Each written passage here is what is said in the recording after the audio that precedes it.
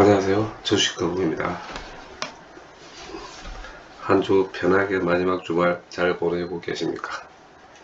지난주도 많이 힘들었습니다. 그쵸? 자, 지난주 계속 말씀드렸던 게 저희 코스피 지수 대비 나스닥 지수, 나스닥 13,500, 코스피 2,570에서 82 강한 지지들이라는 거. 물론 빠지긴 빠졌지만 저도 우려한 부분이 있었는데 다행히 지난주 금요일 나스닥은 거의 13,500을 키핑해 줬습니다. 나스닥 지수를 금요일날 보신 분은 잘 알겠지만 상당히 공방이 심했다는 거 지수를 보신 분 아실 거예요. 어찌됐든 그걸 지켰다는 건 다음 주 저희들 월요일장이 그렇게 절망적이지 않다는 게 제 판단입니다. 지금 제가 알고 있는 바로는 상방과 하방 지수 프레이 쇼가롱의 기계 군단들의 공방이 상당히 치열한 걸 알고 있어요. 전 세계 증시를 움직이는 이 큰 손들의 쇼가롱의 공방이 상당히 크게 움직이고 있습니다. 어느 놈이 적이고 어느 놈이 악어인지 구분도 안 돼요, 지금. 거기에 저희들 기관, 특히 검토는 단기성 자금이라고 말씀드렸죠. 얘들은 아짜 없어요, 수익을 위해서는. 그래서 수익 실현도 그렇고 그냥 쇼가롱의 싸움에 고래 싸움에 새우등 깨지고 있다는 것만 그렇게 보시고 좀 약간 한 걸음 뒤로 물러서 가지고 지네들끼리 치고받는 싸움을 관전해야 되지 않을까. 거기에 따라서 저희 종목이 다음 주 어떻게 될지 제가 조심스럽게 예상 한번 해보겠습니다. 인프라코어 같은 경우는 아직까지 추세는 살아있다는 것은 부정할 수 없을 것 같아요. 첫 번째 이유는 거래량입니다.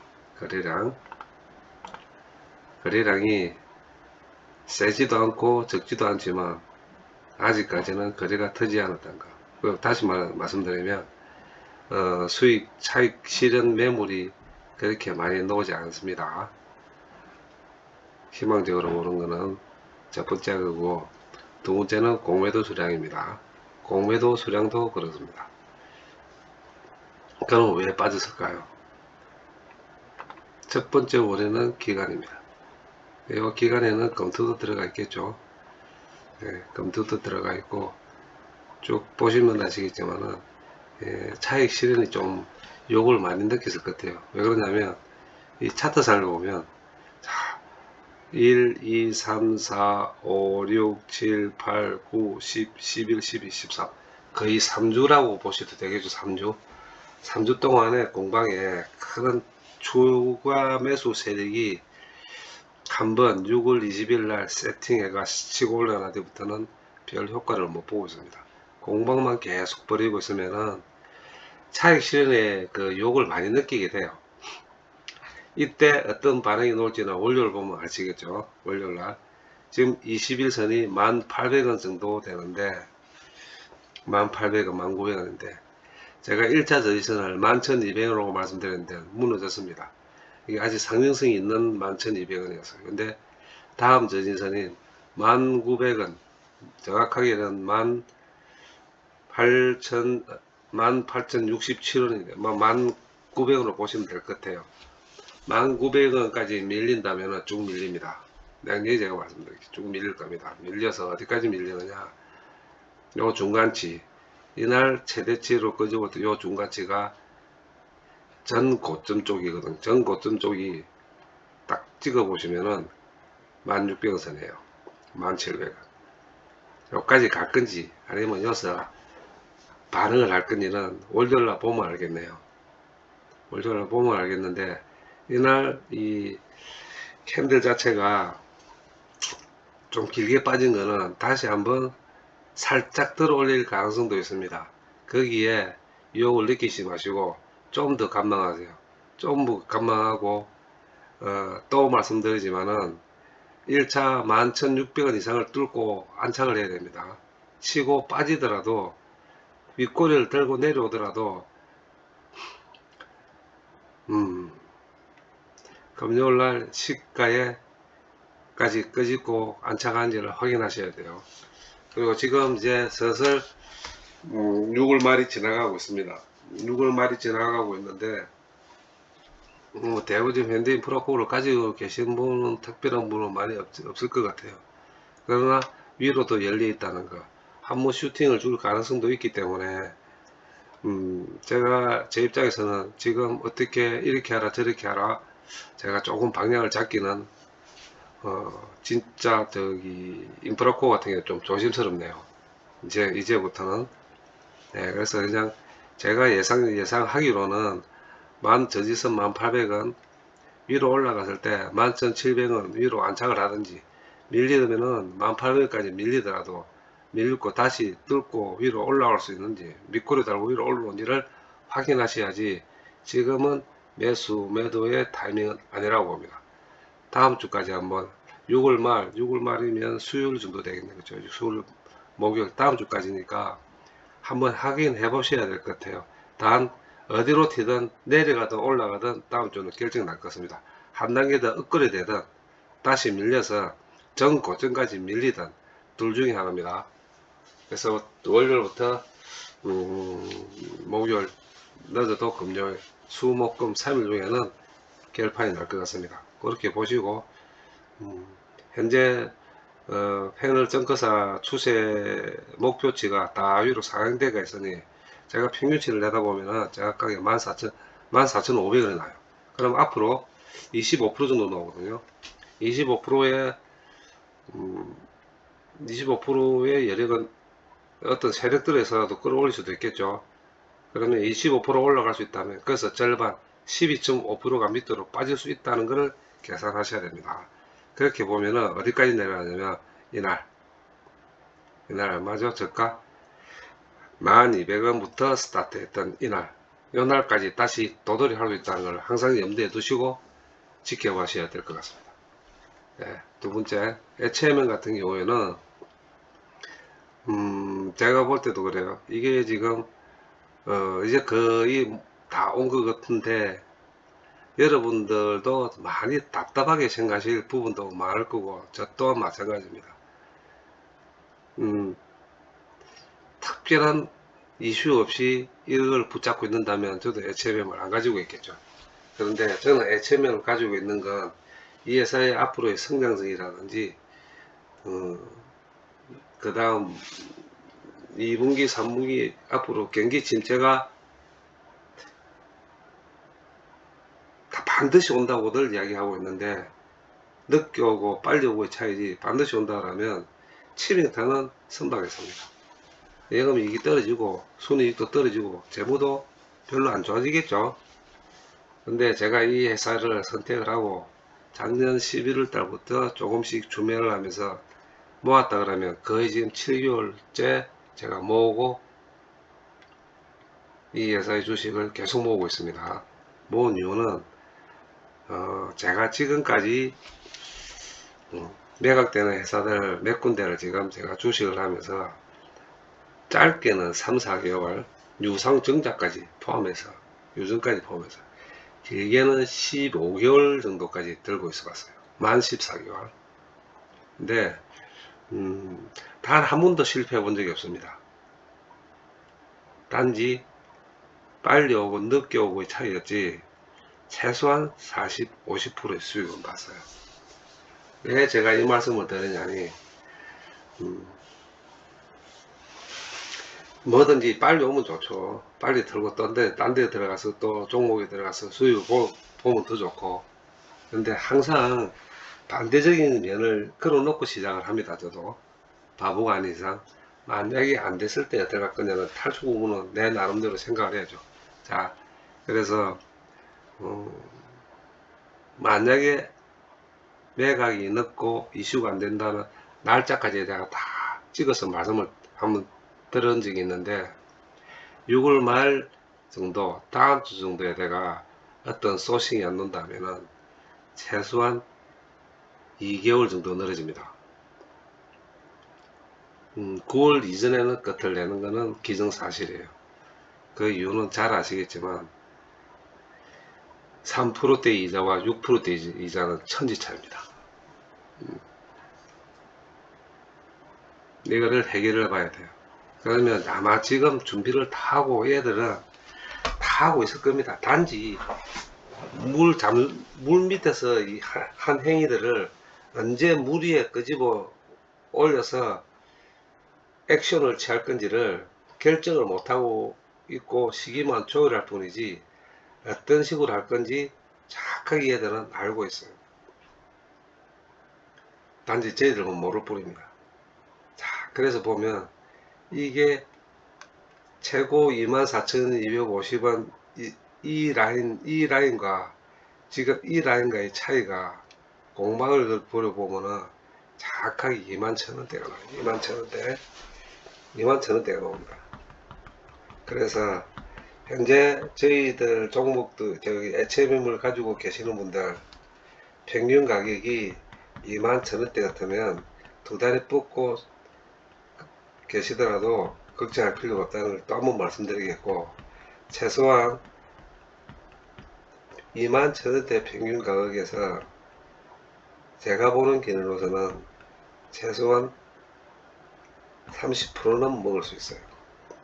저는 그걸 알기 때문에 21,000원대, 2만원대, 19,000원대, 18,000원대까지 단기별로 형편되는 대로 계속 사모았습니다. 계속. 그리고 또 하나 말씀드리지만은, 예, 제가 이건 좀 이따가 제가 말씀드릴게요. 그래서 HMN 같은 경우에도 이 하루하루의 주가에 너무 스트레스 받지 마시고 좀 기다려 보시는 게 어떨까요? 저 같은 사람도 두 달에 붙고 기다리고 있습니다. 왜 그러냐니 폭락하지도 않을 주식, 폭등하지도 않을 주식입니다. 지수와 상관없이 폭등과 폭락은 하지 않을 주식입니다. 그 이유는 잘 아시겠지만 유통량이 지금 발행된 주식의 50%가 개미들이 다 들고 있어요. 소액주주들이 발행된 주식 50%를 거기서 해진공, 산업은행, 보험공사, 외국인 지분까지 해버리면 유통될 주식이 없습니다. 어디서 놓아도 놓아야 돼요. 지금. 누가 던지면 받든지 아니면 누가 받으면 던지든지. 아마 지금 알게 모르게 애체매매 주식을 소액 주주님들부터 큰 손까지 엄청나게 지금 호주머니에 넣어놓고 기다리고 있을 겁니다. 누가 먼저 매수를 강하게 들어오냐에 따라가 이 회사의 주식은 움직이기 시작하는데 그 시발점은 공시가 나와야 되죠. 네, 공시가 언제 나올지 저도 정확하게는 모르지만 스케줄 상으로 보면은 짝깍짝깍 다가오고 있다는 것만큼은 제가 말씀드릴 수가 있을 것 같네요. 그래서 내일 또 뭐 조금 다시 또 돌려고 19,000원대 올라간들 그걸 특별하게 의미는 없습니다. 그리고 조금 또 내려간들 의미도 없어요. 거기에 실망하시거나 아니면은 조금 올라간다고 기대하시면은 저는 안 될 것 같습니다. 그것보다는 이 회사의 공시가 나오는 것을 기다리셔야 될 것 같아요. 공시가. 어떤 공시가 나오든 공시가 놓이는 타이밍이 시발점이고 그 시발점에 촉매 역할은 기관이 반드시 대량 매수가 들어와야 됩니다. 외국인보다 기관의 대량 매수가 반드시 들어와야 됩니다. 요런 식이든 이거보다 더한 양이 더 들어와야 돼요. 반드시 들어올 겁니다. 요 타이밍을 기다려 보셔야 될 것 같아요. 어려운 장은 맞습니다. 어려운 장은 많지만 제가 볼 때는 뭐 냉정히 제가 다시 한번 단도직입적으로 말씀드리면 HMM보다 더 확실한 종목이 제 눈에는 보이지 않습니다. 네. 그리고 제가 지금 6개월, 7개월째 방송을 하면서 종목을 제가 가지고 있는 종목에 대해서만큼만 설명을 드리고 있는데 현대인프라코, HMM, 현대건설기계, 삼성중공, 호텔신라, 대환유화, 그 다음 대한항공, 한, 둘, 셋, 넷, 다섯, 여섯. 지금 내부까지 들어가 있습니다. 제가 7가지 종목만 해도 정말 바빠요. 정말. 그리고 끝난 거는 빼고 제가 새로운 종목을 하나씩 추가를 했는 건 제가 조금씩 담가 보고 있는 종목들이기 때문에 그런 겁니다. 왜 그러냐면은 제 또한 이렇게 순환매식으로 제 종목을 순환매식으로 돌리고 있습니다. 그러면 제가 어떤 일개 소수 개미도 이거 돌리는데 기관이나 해외 펀드에서나 큰 손들은 다 하겠죠. 실은 이 종목만 1년 내내 도 바빠요. 그리고 방송을 계속해서 보신 분들은 아시겠지만 현대인프라코 수익 보셨죠? 삼성중공업 수익 보셨을 겁니다. 호텔신라도 수익 보셨을 겁니다. 대환유화도 수익을 보셨을 겁니다. 분명히 대한항공도 수익을 보셨을 겁니다. 마지막 남은 환웅의 점정이란 HMM이 딱 이제 걸려가 있어요. 요것만 끝나면 올해 1분기에 제 실적은 다 끝납니다. 제가 예상했던 실적 앞으로 5거래일이 남았습니다. 5거래일 동안에 제가 예상하고 분석한 대로 하루의 점정을 찍을 수 있는지는 6월 말 다음 주까지 기대를 해보겠지만 만에 하나 혹시 딜레이 되더라도 이 예산은 9월 이전엔 반드시 전환사채 예산세에 대해서는 정리가 돼야 된다는 건 사는 사람도 마찬가지고 파는 입장도 마찬가지라는 걸 명확하게 말씀드릴 테니까 힘드시는 구간이지만 조금 더 여유를 가지시고 기다리시면 반드시 수익을 보실 거라는 건 제가 분명히 말씀드리고 싶네요. 예, 그 다음 대환유화는 지금 빠질 겁니다. 제가 그랬죠. 16만원 넘어가면 파시라고. 왜 그러냐니 10% 15% 게임입니다. 계속 제가 말씀드렸기 때문에 16만 이상에는 수익 익절을 좀 하시고 관망하라고 제가 말씀드렸는데 한 번 더 기회가 올 거예요. 한 번 더 기회가 옵니다. 한 번 더 기회 오면은 이번에는 16만원 이상에서 좀 더 뚫고 올라갈 수도 있어요. 하지만 욕심내지 마시고 한 번 더 기회 오거들라 16만 이상에 기회가 오거들라 익절하시고 타 종목으로 갈아타신 게 좋으실 겁니다. 네, 저도 이상한 소리는 듣기 싫기 때문에 제가 분명히 말씀드렸습니다. 한 번 더 기회 옵니다. 그래 한 번 더 기회 온다면은 14만대 초반, 예, 그러면 다시 재매수할 찬스가 다시 올 수도 있는 거죠. 예, 그래 보시면 되고 대한항공은 아마 버틸 겁니다. 대한항공은 다음 주도 좀 버틸 겁니다. 그리고 조금 더 반등할 구간은 있어요. 24,000원 위로 다시. 예, 그렇지만 전 고점인 요 24,000 이거를 뚫고 올라가기는 힘들 겁니다. 지금 경기 자체가 안 좋고 중국도 아직 결결결하기 때문에 조금 반등을 줄 때 수익 보시고 탈출하는 것도 뭐 그렇게 나쁜 건 아니고, 그리고 워낙 변동성이 심한 장세들이 계속 연결되고 있습니다. 되고 있고 이제는 또다시 2분기 실적 그 이벤트가 시작되는 7월로 넘어갑니다. 넘어가면은 이번에는 명확하게 구분이 될 겁니다. 명확하게. 왜 그러냐면 특이한 종목 빼놓고는 계속 경기 침체 구간 초입으로 들어가기 때문에 2분기가 나쁜데 3분기가 좋고 3분기가 나쁜데 4분기가 좋고 하는 그런 희망적인 가이던스는 놓을 수가 없어요. 경기가 나빠지는 구간으로 넘어가기 때문에. 그래서 2분기를 시점으로 해가지고 추정치가 노는 종목들을 유심히 지켜보셔야 되고 타 종목도 마찬가지입니다.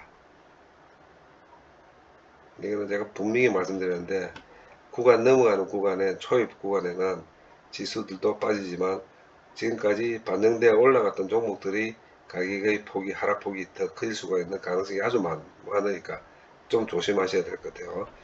예, 그리고 또 내부에 또 말씀드리지만은 내부 같은 경우에는 최대폭으로 아래로 10%를 보고 15% 밑으로 한 10%까지는 안 되겠네요. 이 지금 이 내부 같은 경우에는 저점 매수 구간입니다. 이 보시면 잘 아시겠지만 저점 매수 구간이기 때문에 18, 9만원대 사신 분들은 언제 수익을 볼 수 있는 가격대라는 것만 아시면 될 거예요.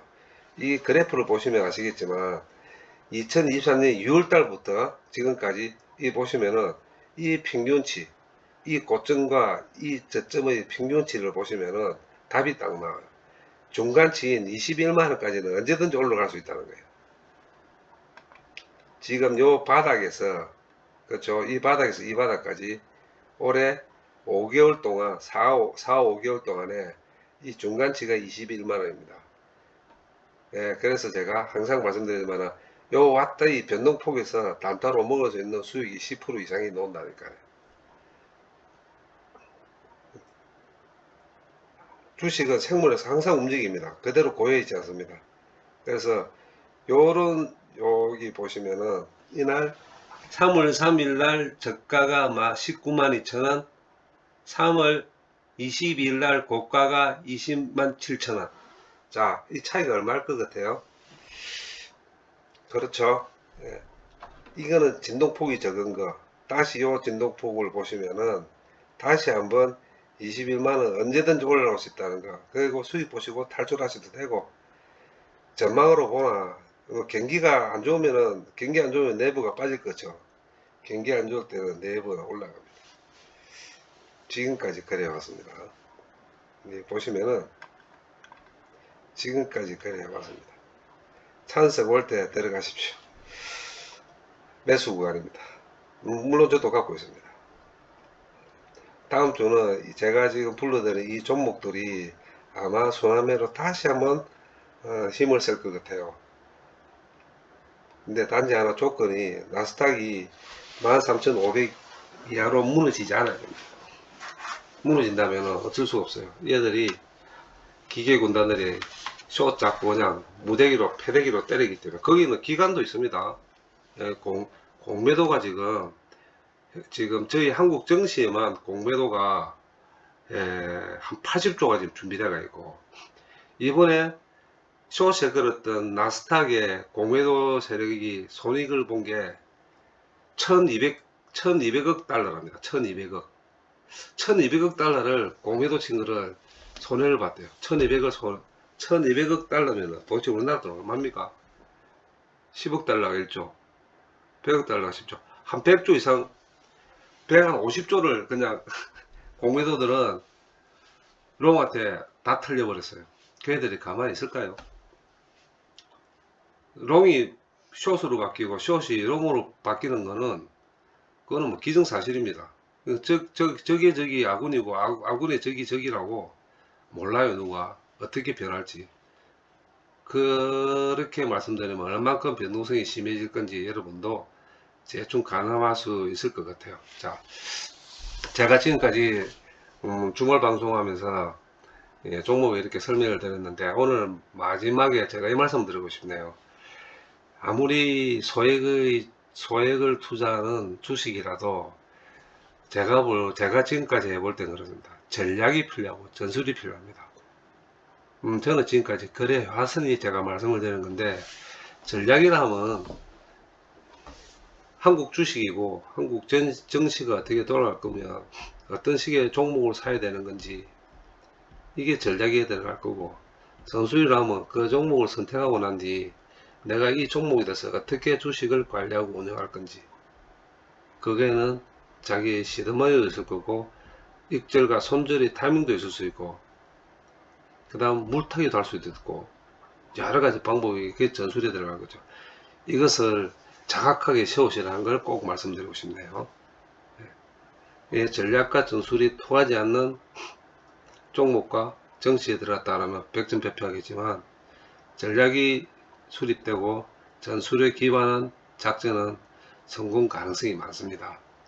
그래서 제가 지금까지 이 거북이 주식 방송을 하면서 계속 말씀드린 거는 전략은 제가 노출 다 시키면서 전술에만큼은 일부밖에 노출을 못 시킵니다. 이유는 까똑 잘못하면은 방송에 대한 오해가 생길 부분이 있기 때문에.